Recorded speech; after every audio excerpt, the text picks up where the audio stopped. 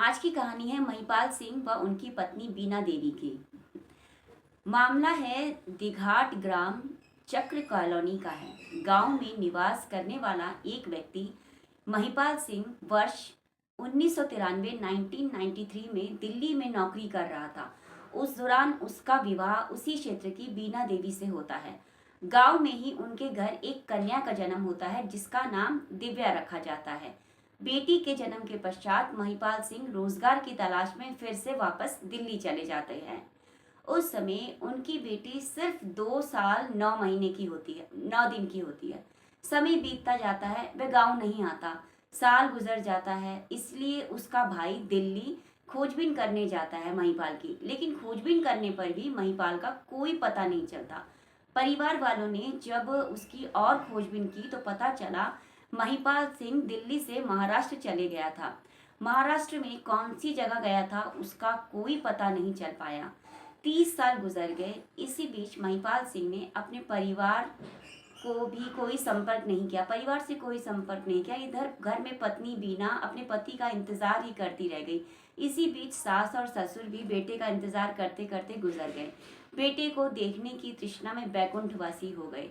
बेटी भी अब बहुत जवान हो गई थी, हमेशा पिता का इंतजार करती थी। इंतजार करते करते 30 साल गुजर गए।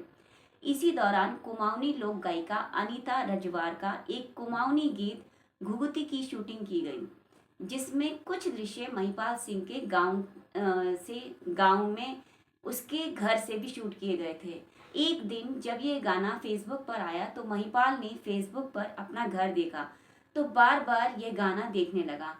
वह बार बार उस गाने पर कमेंट और मैसेज करने लगा। लेकिन ये गांव कि उसको लगा कि ये गांव और घर उसने देखा हुआ लग रहा है।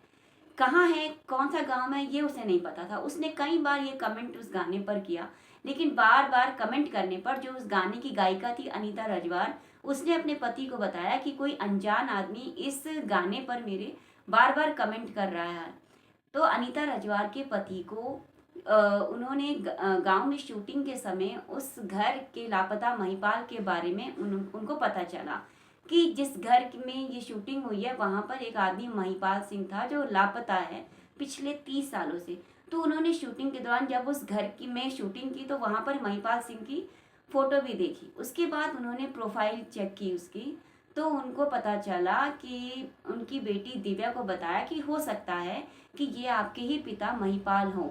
इसके बाद फेसबुक से ही महिपाल से संपर्क कर उनकी लोकेशन पूछी गई। उनको लेने के लिए महिपाल की बेटी परिवार के लोग लेने मुंबई पहुंचे। मुंबई के घर पहुंचने के बाद बेटी दिव्या ने पहली बार अपने पापा को देखा। गांव पहुंचने के बाद सुनने में आ रहा है कि महिपाल के घर वालों पर किसी ने 30-32 साल पहले भयानक तंत्र मंत्र किया था। ऐसा भी वाकया उस दौर में अक्सर गांव में देखने को मिलता था। महिपाल सिंह जी की धर्मपत्नी ने बताया कि गांव में रहने के कारण उसके घर वालों ने तंत्र मंत्र ठीक तो कर दिया था, पर महिपाल जी शहर में रहने के कारण ठीक नहीं हो पाए होंगे।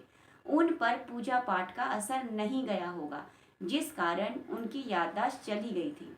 महिपाल ने बताया कि उनको कुछ भी याद नहीं रहा था, अपना नाम भी याद नहीं था, परंतु कभी कभी सपने आते थे, लेकिन सपने में देखा हुआ भी पता नहीं चलता था कि फलानी जगह है कहाँ। मित्रों, ये कहानी नहीं, सत्य घटना है। पहली बार आभास हो रहा था कि सोशल मीडिया के कारण आज एक टूटा बिछड़ा और बिखरा हुआ परिवार निर्जीवित हो सकता है, और हो भी गया। आपको मेरी ये कहानी कैसी लगी आप मुझे कमेंट बॉक्स में ज़रूर बताइएगा। और ऐसी ही मोटिवेशनल अच्छी कहानियाँ, प्रेरणादायक कहानी सुनने के लिए मेरे चैनल से जुड़े रहें। मेरे चैनल को लाइक करें, सब्सक्राइब करें। मिलते हैं फिर कल एक नई कहानी के साथ। तब तक के लिए